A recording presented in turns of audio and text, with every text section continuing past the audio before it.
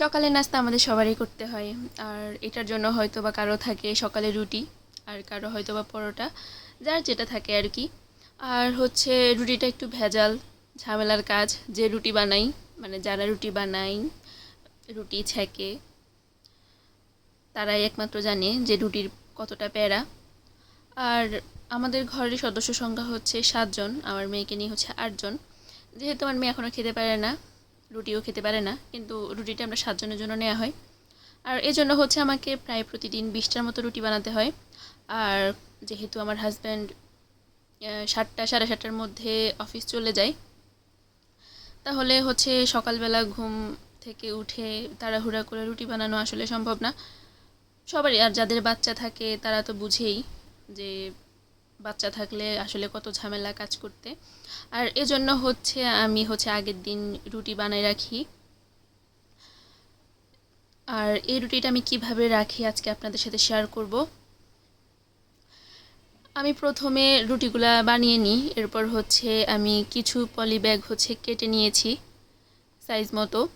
আর এগুলোকে অবশ্যই ধুয়ে পরিষ্কার করে নিয়েছিলাম, ধুয়ে পরিষ্কার করে শুকিয়ে নিয়েছিলাম। আর আর এমনি একটা আস্থা পলি ব্যাগ লাগবে। এরপর হচ্ছে যে কাজটা আমি করেছিলাম, কাজটা হচ্ছে আমি হচ্ছে পলি ব্যাগগুলো সাইড করে কেটে রুটিগুলো বানিয়ে হচ্ছে একটা প্লেট নিয়েছিলাম। প্লেটের মধ্যে হচ্ছে দেখতেই পাচ্ছেন আমি প্রথমে একটা পলি ব্যাগ দিয়েছিলাম কাটা, এরপর হচ্ছে রুটি দিয়ে আবার উপরে আরেকটা পলি ব্যাগ, তারপরে আবার রুটি আবার পলি ব্যাগ, এভাবে দিয়ে হচ্ছে আমি রুটিগুলো সেটভাবে রেখেছি। এরপর হচ্ছে আমি রাখার পরে একদম শেষে রুটি দেওয়ার পরে আবার আরেকটা পলি ব্যাগ দিয়ে দিয়েছি। এরপর হচ্ছে পলিথিনের মধ্যে ঢুকিয়ে এটাকে গিট্টু দিয়ে দিয়েছি। আর এটাকে অবশ্যই ফ্রিজে রাখতে হবে। এরপর হচ্ছে এটাকে আমি ফ্রিজে রেখে দিয়েছি। রাখার পর তারপর হচ্ছে সকালে, যেহেতু আমার হাজব্যান্ড 7:30টায় বের হয়, এই জন্য আমি 7:30টায় 7:20-এ উঠে হচ্ছে আমি রুটিগুলো ছেঁকে নিই। আর তাহলে ঝামেলা হলো না, অত দৌড়াদৌড়িও হলো না, আমি আস্তে ধীরে সুন্দরভাবে কাজটা সুন্দরভাবে করতে পারবো। এজন্য এরপর হচ্ছে আমি রুটিগুলো বের করে নিয়েছি। এরপর হচ্ছে দেখতেছেন তো কি সুন্দর সবগুলো রুটি ফুলেছে, একটাতেও কোনো সমস্যা হয় নাই, ছিঁড়ে নাই, কিছু হয় নাই। এদিকে হচ্ছে আমার রুটিগুলো সুন্দরভাবে সবগুলো রুটি আমি ছেঁকে নিয়েছি।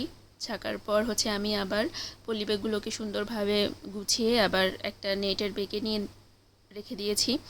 এগুলো আমি হচ্ছে কিছুদিন ইউজ করব, পরবর্তীতে দেখা গেছে ছিঁড়ে গেছে বা বেশি ভিজে গেছে, তাহলে হচ্ছে আমি এগুলো আবার ফেলে দিব, অন্যগুলো ইউজ করব। এরপর এই যে আমি এদিকে হচ্ছে কিছু সবগুলো রুটি নিয়ে প্লেটের মধ্যে নিয়েছি। এরপর হচ্ছে আমরা যেহেতু এক একজন এক এক টাইমে ঘুম থেকে উঠি, এজন্য হচ্ছে আমি যে হট বক্সে রুটিগুলো রাখবো যাতে গরম থাকে।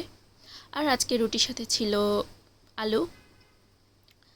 আপনাদের ভিডিওটি কেমন লেগেছে অবশ্যই কমেন্ট করে জানাবেন, আর আপনারাও বাসায় ট্রাই করে দেখতে পারেন।